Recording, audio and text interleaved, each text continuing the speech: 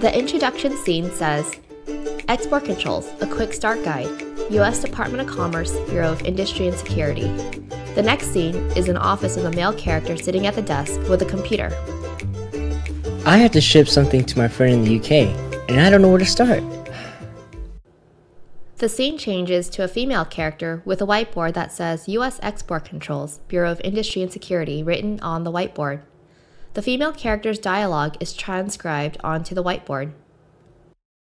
Hello, thank you for joining this online video.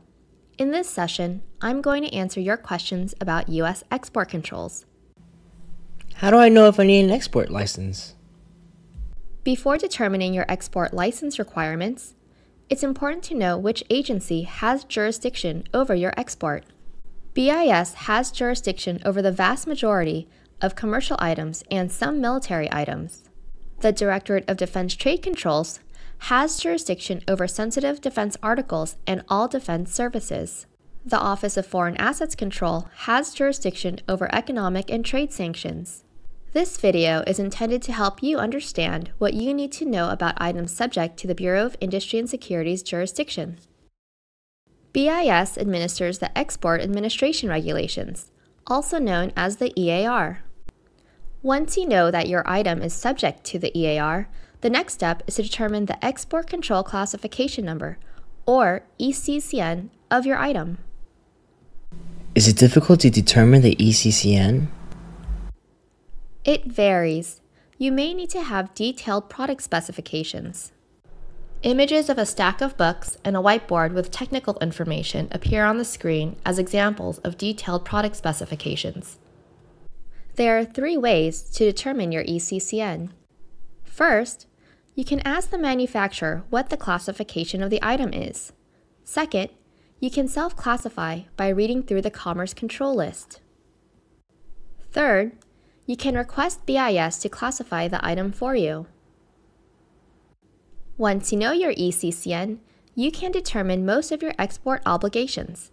Each ECCN entry will indicate the reasons for control for your item. The reasons for control? BIS regulates the export of items for a variety of reasons. National security, crime control, to limit the proliferation of nuclear weapons, to name a few. The Commerce Control List entry for ECCN 3B001 appears on the screen. Each ECCN listing will tell you the reasons for control. This ECCN is 3B001. This controls equipment for the manufacture of semiconductor devices or materials, and specially designed components and accessories. The reasons for control are NS Column 2 and AT Column 1. What are NS Column 2 and AT Column 1? This is the perfect time to introduce you to the Commerce Country Chart. The first page of the Commerce Country Chart appears on the screen. The Commerce Country Chart contains licensing requirements based on destination and reasons for control. As you can see, NS stands for National Security. AT stands for Anti-Terrorism. The number stands for the specific column, 1, 2, or 3, under the reasons for control. So if I have semiconductor equipment controlled under 3B001, does that mean that I have to apply for a license? Well, it depends. To determine if you have a license requirement, you would cross-reference the appropriate column of the reason for control with the country of destination. For example, if you plan to export the semiconductor equipment to Angola, there is no X in the box in AT Column 1, but there is an X in the box under NS Column 2. That means based on item and destination, there is a license requirement. Red circles appear in the boxes where the row for Angola intersects with AT Column 1 and NS Column 2. Now, what if you are exporting your semiconductor equipment to Argentina? Follow NS Column 2 and AT Column 1 down to Argentina, and there are no X's in either box. That means based on item and destination, there is no license requirement.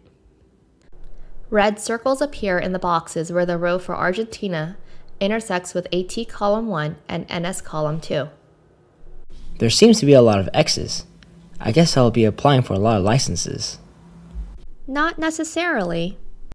Even if there is an X in the box, there might be a license exception available that authorizes the export without having to submit a specific license request. A license exception? What's that? A license exception is an authorization under the EAR that allows you to export an item that would otherwise require a license, as long as the export transaction meets specific criteria described within the license exception. So I determine my ECCN. That will give me the reasons for control. Then I review the commerce country chart. If there's an X in the box, I have a license requirement. But I might be eligible for a license exception? You've got it. And if there is no license exception available, then you will need to submit a license application to BIS. How do I get a license and how much does it cost? A screenshot of the SnapR login page appears on the screen. License applications are submitted online through BIS's web portal, SnapR. You will need to identify what you plan to export, to whom, and what the end use is. Most license requests are processed within 30 days. And there is no fee to apply for a license. Okay, so what happens if there's no X in the box? The Commerce Country chart appears on the page, and red circles appear in the boxes where the rows for Argentina intersects with AT column 1 and NS column 2, showing no X in either box. If there is no X in the box, that means there is no license required based on the item and the destination.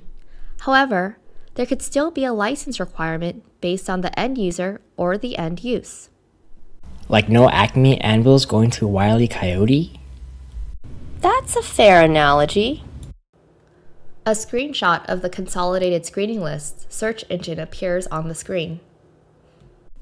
The U.S. government restricts exports to certain end users of concern. To assist exporters, there is a searchable database called the Consolidated Screening List that lists companies, organizations, and individuals that have some limitation on their ability to receive items subject to the EAR. If your customer's name is on any of the lists, you might need to apply for a license, and you will probably not be able to use a license exception. What about the end use? Certain end uses could trigger a license requirement as well. For example, if the end use is to support nuclear, missile, or chemical and biological weapon activities, that might require a license to certain destinations. Images of a nuclear explosion, missile launch, and cells under a microscope appear on the screen. So screen the customer against a consolidated screening list and know the end use before exporting. Okay, got it. What if I want to export my electric guitar to a friend in Germany to start a rock band? I don't see electric guitars on the Commerce Control list. You bring up a noteworthy point. Not all items are described on the Commerce Control list. Actually, a lot of consumer goods such as clothing, food, furniture, and musical instruments will not be found in the Commerce Control list. Images of a rack of clothes, groceries, a couch, and a piano appear on the screen. Items that are subject to the EAR but not described in the Commerce Control list are designated EAR 99. These items do not have a specific reason for control. Therefore, you do not need the Commerce Country chart to determine the license requirements? That's correct. If you're exporting an EAR 99 item, you'll have a license requirement in very few situations, such as if you're shipping the item to a terrorist-supporting country or to Cuba. What other situations do you think would require a license for EAR 99 items?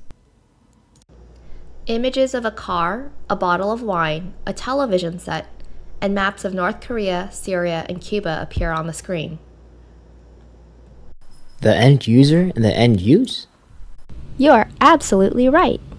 The end user or the end use could trigger a license requirement even if the item does not otherwise require a license to a specific destination. Okay, so I can export my electric guitar to my friend in the UK immediately? If he's not on any of the restricted end user lists, then yes, you can export immediately. Export paperwork, whether it's at a port or the post office, typically requires you to identify what you're exporting. Any idea what you would put? EAR 99 and no license required? That's correct. If you're exporting under a license, you would include the ECCN or EAR 99, and under license information, you would include the license number. If you're exporting under a license exception, you would include the license exception code. And if no license is required, well, you simply state no license required or NLR. Wow, that's a lot of information. Yes, it is, but the stakes are high. We want to be sure that the right items are getting to the right people. The last thing anyone wants is for sensitive items to get to the wrong hands. This could be detrimental to our national security. Agreed. Are there hefty penalties for people who don't follow the EAR? A screenshot of the Bureau of Industry and Security homepage appears on the screen. Potentially. I know this is a lot to take in.